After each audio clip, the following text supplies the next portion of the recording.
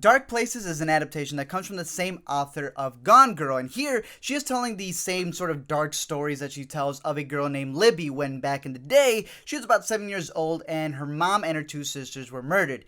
Everyone believes that it's the brother who did it. They blame the brother. He goes to jail. And 20-something years later, Libby is the only survivor, living off of donations, living off of the book deals that she does. But obviously, after a while, everything runs dry. Cue in the character of Lyle, played by Nicholas Hoult, who is part of this kill club and where they like to investigate murders, and they believe in this case that the brother is actually innocent. So Libby, who actually has no money, decides, alright, I'm just going to play along, and through flashbacks and different timelines and stuff like that, we start trying to investigate what actually happened that night with the murders. So let's get into the good, the bad, and everything in between. Now, the good for this movie is that I was really anticipating it. It's from Gillian Flynn, and she does amazing work. She's really good at the characters that she's able to create, the whole environment, and the mystery. Here, you even have these different timelines and where the present actually has the actors Charlize Theron and Nicholas Hoult. They were both in Mad Max together. They can obviously create some really good chemistry. In the flashback scenes, one of them is run by Christina Hendricks, who plays the mother, and she's practically doing the same type of role that she sort of did in Lost River, where she's in that same type of scenario. Plus, you also have the whole timeline dealing with Ben, who is played by Ty Sheridan, and he even has a girlfriend played by Chloe Grace Moretz. So you have this amazing cast.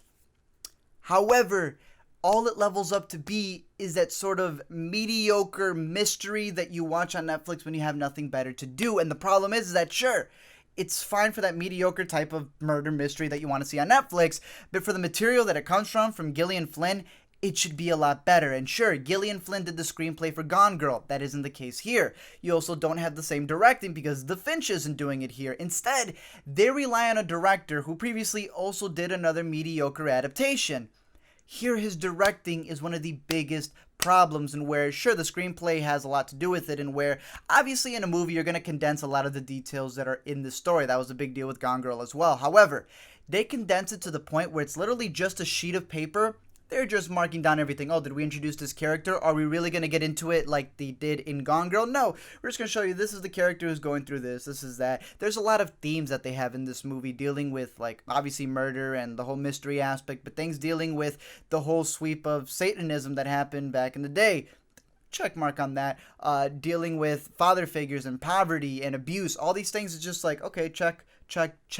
They never delve into any of the really deep themes that they have in this material. Some of the actors are also very underused, and they'll show somebody and they're like, all right, 45 minutes from now, we'll bring you back. On top of that, their performances are edited, and where a big deal with acting is how it's edited, to make them seem very crazy. And it almost feels like, okay, they got both of the shots, different takes, and they're getting really random takes, and where the way that it's cut makes Charlize Theron's character seem a little bit more crazier than she really is. But even more so than all of that is the way that it's shot, because this is a murder mystery. It is shot like an episode of Friday Night Lights, and a murder mystery should not have the same feel that a Texas football drama series has. And of course, by the end of it, as everything is, falling into place, it becomes very convoluted. The things you start questioning, like, okay, I understand that there's a difference between lazy writing and dumb characters, but this borderlines it, and more so the way that they try to execute it, where it's so convoluted, you start guessing or thinking, why would they do things like this, the way everything came together? And it doesn't necessarily work out. Again, it's a mediocre mystery drama where you could still enjoy it if you're watching it on Netflix, but to go out into theaters, to really, if you read the book and seeing how it's adapted, it's not that strong. However, if you had any questions dealing with it, this is the spoiler section where I want to just cover some of the things, my thoughts on how it all went down and how it sort of didn't make sense, especially the way they just executed in the film. So I recommend, if you haven't seen the film or you know nothing about the story, definitely go check it out or read the book if you'd like to, make your own opinion, and then come back here as we cover some of the spoilers that happen at the end. So let's get right into it, breaking it down with that night and the murder. So I'm going to go through the Christina Hendricks storyline. The mom, who had no money, so she decides that the best way to pay or support her children is by hiring this guy named the Angel of Death, who's supposed to be a professional who sets up murders so then they can get insurance money. So sure, there's a bunch of other things that she could have done instead of, framing her own death. However, that happens. This professional, be it that this is supposed to be in the timeline early on in his career, is supposed to make it seem like a murder. So people think, oh, she was murdered, the guy got away. So why go in there if you know that she wants the insurance money for her kids and kill a kid because you get extremely scared? Dumb decision. The other thing is, Why would you do this to leave the insurance money for children who are not 18 yet? To risk the father figure who's been trying to come in for money possibly be able to take it as well, or even more so what actually ends up happening. The insurance money is then used to help finance the lawyer to help the kid who is accused of killing them even though he didn't do it, and at the end still gets sent to prison anyway.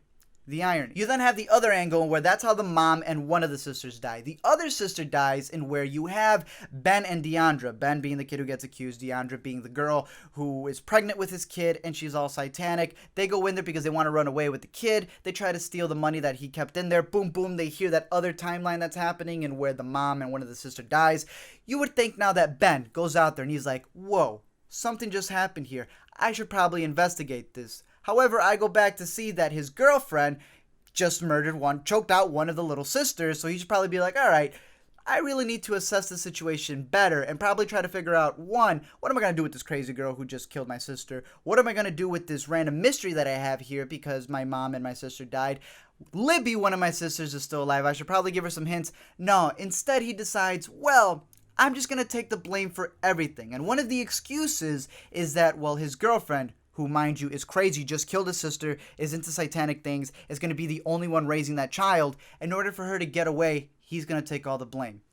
A lot of dumb decisions happen in this story. That's the way that night goes out. That's how 3 of them die. That's how Libby ends up being the only survivor. Ben ends up in jail because he wants his kid to survive. And then you jump years later and where, one, the movie doesn't necessarily focus on the character of Lyle and where they hint a lot that, oh, maybe he is the kid of Ben and Deandra. No, instead, they really don't mind that at all. They just keep Nicholas Hoult to the side. You end up seeing that Deandra does end up having a kid. They're living out in the woods. Once Libby goes in there and tries to figure out what's going on, they're like, oh, no, you weren't supposed to know I had a daughter. Why would you let Libby in the first place then? Then she tries to escape. They go hunting Libby, all Walter Palmer style. They can't find her. However, Nicholas Hoult comes out of nowhere yelling, hey, hey, even though she's just being hunted. They don't hear him yelling out like crazy. They end up just being out at large. That's how the movie ends. The brother gets out. Wasn't really the strongest movie ever. So overall, it wasn't a great adaptation. It is not executed perfectly, and that is my rundown with what happened at the end. It isn't necessarily left up into interpretation. Everything is clearly there. You just then start thinking, these are some really dumb decisions, and it's worse when it's not executed perfectly. Other than that, as always, I am curious your thoughts. If you read the book, if you only saw the movie, definitely let me know your take on how the movie put it together. We can discuss it down below in the comments, and until next time, I'll see you guys later.